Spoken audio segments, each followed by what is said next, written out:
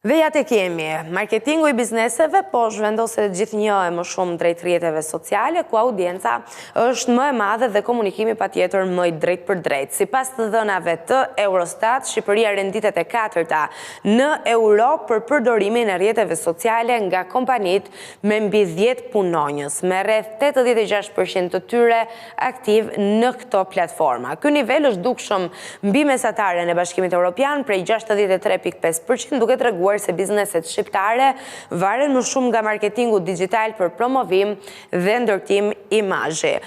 Një zhvillim i cili patjetër ngre pyetjen, a janë rrjetet sociale thjesht një trend apo një realitet i ri ekonomik që po mban gjallë biznesin. Ne diskutojmë më gjerësisht me eksperten e ekonomisë Romina Radonshishi, kam në një lidhje të drejt për drejt në këto momente. Romina, të përshëndes. Përshëndetje.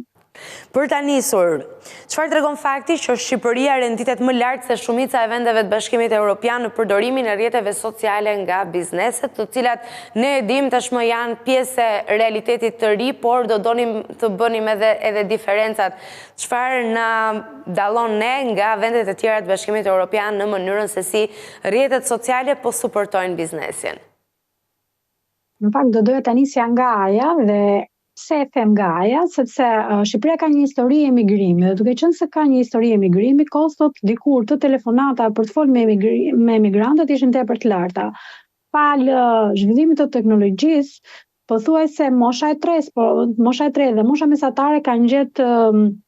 teknologjinë si nga elementët më të rëndësishme të komunikimit. Dhe duke qenë se një pjesë e mirë e popullsisë janë përdorues të rrjeteve sociale si një mënyrë pra për të komunikuar pa kosto, atëherë mund të themi që një pjesë e mirë e popullsisë shqiptare janë pra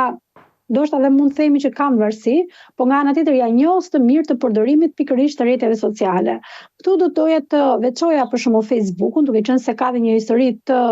hershme, pothuajse dhe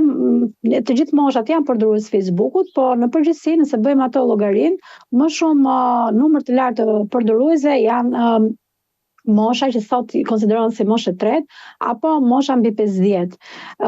Ndërkohë që Instagrami është një trend disi më ri dhe TikToku patjetër që është përqafuar shumë mirë nga rinia, por jo vetëm. Dhe unë mendoj që pikërisht këtu ka nisur ajo zanafilja apo ajo dëshira e madhe për të mësuar këto aplikacione, të cilët kanë ndihmuar, ka lindur si nevojë pra, të cilët kanë ndihmuar dhe në kontakte me emigrimin, por jo vetëm, por dhe në kontakte me njerëz të cilët janë brenda Republikës së Shqipërisë, por larg me njëri tjetrin. Dhe duke qenë se ka një përdorim kaq të gjerë, sot në rrjetet sociale bizneset shqiptare kanë më të lehtë të targetojnë grupin në cilën duan le themi të rekomandojnë apo të promovojnë produktet e tyre. Pra, të mendosh që të marketosh apo të promovosh produktin me anë të rrjeteve sociale, ti mund të kapësh një target group më të lartë, për më tepër ti ke mundësi që të targetosh pa ndonjë kosto të madhe dhe le të themi njohja me produktin bëhet shumë herë me frekuencë më të shpesh se sa nëse ti do të kishe për shembull një marketing të drejtë për drejtë, e cila ka më tepër kosto dhe target grupi do të ishte le të themi më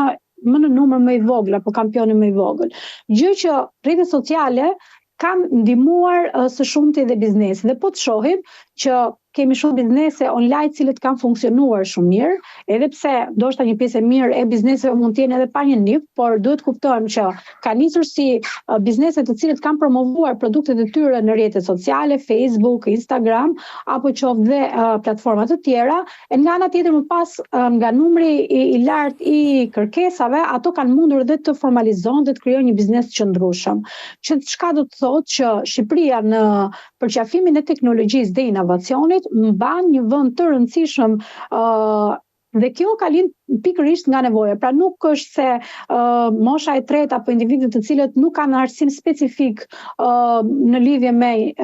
teknologjinë kanë mundur ta mësojnë si pasojë e trajnimeve apo kualifikimeve, por kanë mundur ta mësojnë pikërisht nga nevoja në mënyrë autodidakte. Megjithatë, është një diferencë goxha e madhe nëse krahasohemi me mesatarin e Bashkimit Evropian. 63.5% është mesatarja e Bashkimit Evropian dhe ndërkohë nga ana tjetër ne kalojmë 80-ën,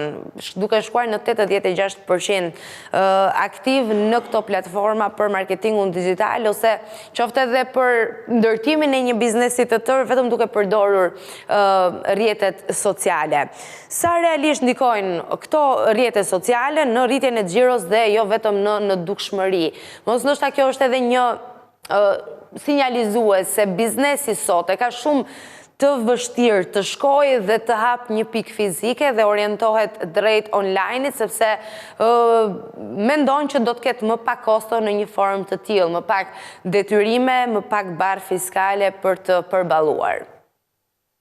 Po, është vërtet. Në fakt, kjo është një pyetje shumë e rëndësishme dhe në fakt nëse do të bëjmë ne krahasimin midis një biznesi i cili ka një dyqan fizik apo operon në një prajon online, atëherë mund të themi që do të bëhet më e vështirë rritja e xhirove në krahasim me një biznes i cili që mund të ketë edhe një ambient fizik, por se s'është e thënë, ndoshta marketingun në rrjetet sociale ndjekin dhe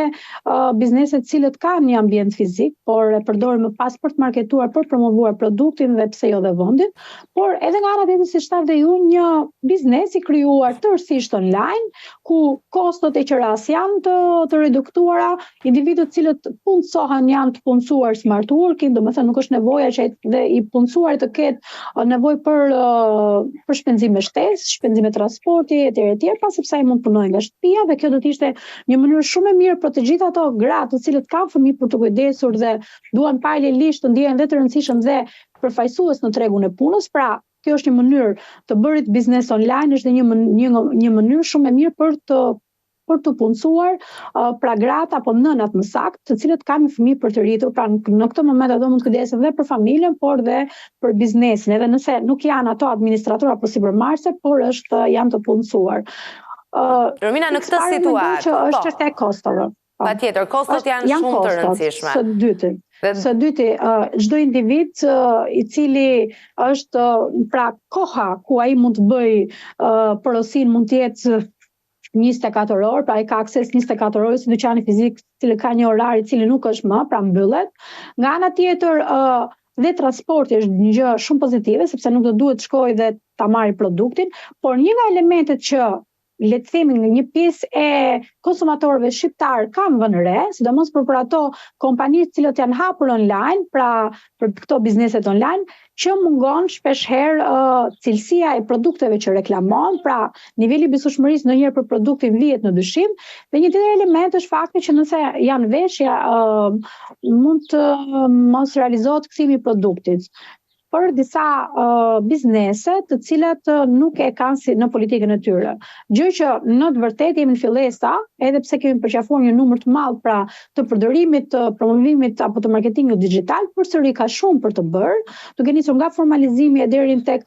strategjitë të bërit marketing online. Megjithatë, siç thatë dhe ju, pra numri në rritje bën që ne jemi një vend i cili e duam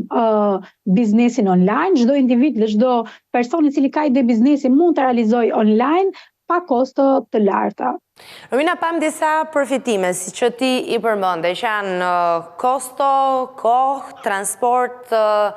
dhe të gjitha këto patjetër vinë në të mirë të biznesit, po edhe të konsumatorit nga ana tjetër, aq më tepër kur i referohemi kohës, sepse atë kemi me kursim në ditët që po jetojmë. A rrezikojnë që ekonomia dhe bizneset të varen vetëm nga platformat sociale, duke lënë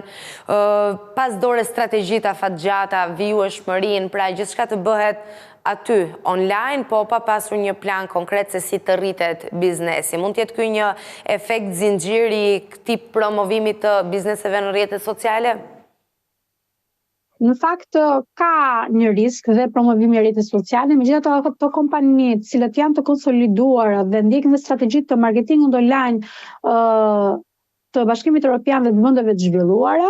mund të themi që në marketingun online ka edhe elemente të marketingut mix, ku më pas këto merren dhe pra si strategji më pas përshtaten në qasjen e marketingut online. Pra, gjithmonë ka vend për të zhvilluar. Dikur ne flisim për një marketing tradicional, për shembull marketingun ball për ball, e cila ishte një marketing që kishte efektet e saj, por kishte një kosto tepër të lartë dhe target grupi apo segmentimi i tregut nuk ishte aq i lartë. Sot ne me marketingun online mund të punojmë dhe përtej kufive. Mendoj që një kompani e cila le themi ndjek strategjitë e marketingut online dhe një nga këto strategji pra është dhe marketingu në rrjetet sociale e cila nuk sjell kosto të larta, unë mendoj që ka vend për të përmirësuar se krahas marketingut të rrjeteve sociale është krijimi i një webi që krijon një lloj besueshmërie dhe platforma të tjera të cilat janë më të besueshme dhe patjetër që kjo do të krijojë një strategji e cila nuk do të dështojë dhe do të krijojë më tepër, do të rrisë më tepër numrin e konsumatorëve. Ndërkohë, nga ana tjetër, një informacion besoj që i vjen në ndihmë atyre që kanë në plan të hapin një biznes dhe po bëjnë atë strategjinë e tyre të marketingut. Cilat janë sektorët që do të sugjeroje se mund të përfitojnë më shumë nga marketingu në rrjetet sociale apo qoftë edhe nga të bërit biznes në rrjetet sociale dhe përmes teknologjisë? Është e vërtetë, në fakt, unë mendoj që për të gjithë ato gratë në zonat rurale, po pse jo, dhe mund të jenë në kryeqytete apo në qytete të tjera, të cilat kanë aftësi, për shembull artizanale, të bëjnë punime me dorë, të cilat janë vërtet shumë të rëndësishme në këtë kohë, pasi siç shohim pra ka humbur shpeshherë dhe punimi me dorë dhe sot vlerësohet jo vetëm në Shqipëri, por kudo. Do të ishte mirë që një grua të bëjë sipërmarrëse dhe pse jo të hapte një faqe në rrjetet sociale, e cila është pa kosto dhe të provonte që nëse produkti i tij apo i saj pëlqej apo jo. Se mund të jetë një burrë, se mund të jetë një individ i cili një artist i cili krijon vepra cilat mund të jenë shumë të diferencuara në treg dhe pse jo gjen pikërisht këto platforma për të promovuar produktet. Ka shumë individ cilët kanë ide, mund të flasim këtu për artistët të cilët marrin guri, pikturojnë etj, më pas i shesin, pra mund të bëjnë biznes nga një le të themi nga një prirje që ato kanë, nga një talent që ato kanë dhe kanë shumë të lehtë pra të marketojnë online produktet e tyre, është pa kosto dhe mund të nisi si një ide biznesi në rrjetet sociale, më pas mund të përfundojë në një biznes të konsoliduar. Gjithashtu kemi parë që këto mund të them këto 5 vitet e fundit ka ndikuar shumë mirë marketingu online për qera ditore. Pra ka shumë individ cilët kanë struktura akomoduese dhe kanë zgjedhur pa u regjistruar në platformat Airbnb apo Booking të marketojnë online vetëm me rrjete sociale, për shembull Instagram, produktet e tyre. Më falni, jo produktet e tyre, por në fakt strukturat e tyre akomoduese, duke treguar foto, facilitetet e tjera. Pra dhe turizmi si një sektor tepër i zhvilluar ndikon pozitivisht, pra me kosto tepër të ulta marketingu në rrjetet sociale. E shohim që rrjetet sociale janë e ardhmja, nuk di nëse duhet të pikërisht peshorja nga fakti që ne si diçka pozitive për faktin që jemi renditur të katërtit në Europë, apo duhet ta shohim negativisht edhe si një zhvillim paksi të shpejt për